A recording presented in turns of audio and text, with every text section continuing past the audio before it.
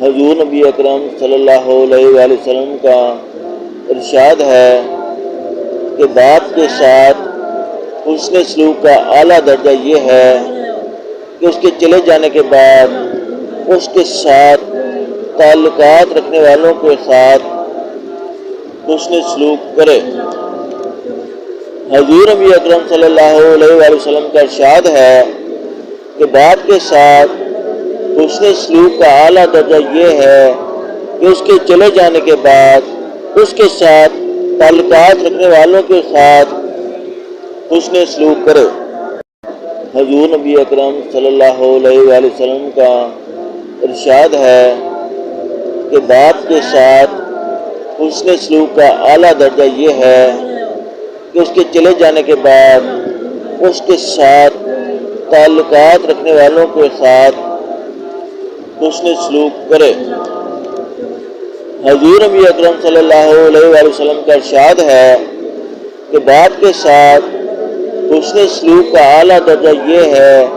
کہ اس کے چلے جانے کے بعد اس کے ساتھ تعلقات رکھنے والوں کے ساتھ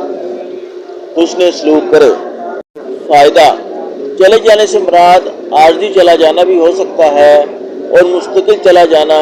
یعنی مر جانا بھی ہو سکتا ہے، اور یہ درجہ بڑا ہوا اس لیے ہے کہ زندگی میں تو اس کے دوستوں کے ساتھ حسن سلوک میں اپنے ذاتی اغراض کا شائبہ بھی ہو سکتا ہے کہ ان کے ساتھ تعلق کی قوت اور اچھا سلوک ان اراض کے پورا ہونے میں معین ہوگا جو والد سے وابستہ ہیں، لیکن باپ کے مرنے کے بعد ان کے ساتھ سلوک اور احسان کرنا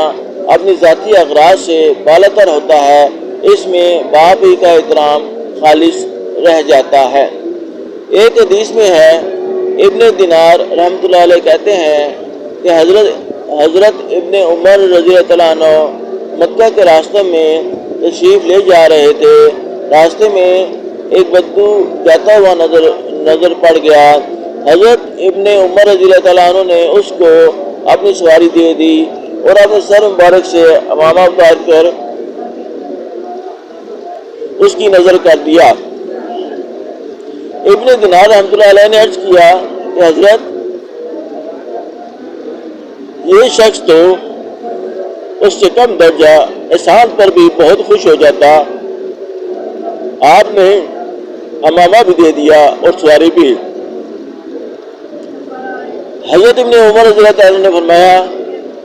اس کا باپ میرے باپ کے دوستوں میں تھا اور میں نے حضور صلی اللہ علیہ وسلم سے یہ سنا کہ بہترین صلہ آدمی کا اپنے باپ کے دوستوں پر احسان کرنا ہے۔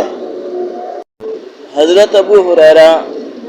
رضی اللہ عنہ فرماتے ہیں کہ میں مدینہ طیبہ حاضر ہوا تو حضرت ابن عمر رضی اللہ عنہ مجھ سے ملنے تشریف لائے اور یہ فرمایا کہ تمہیں معلوم ہے میں کیوں آیا؟ میں نے حضور صلی اللہ علیہ وسلم سے سنا ہے کہ جو شخص یہ چاہے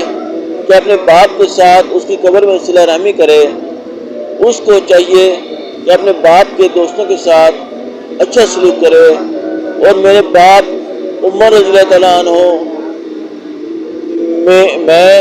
اور تمہارے والد میں دوستی تھی، اس لیے آیا ہوں ترغیب کہ دوست کی اولاد بھی دوست ہی ہوتی ہے۔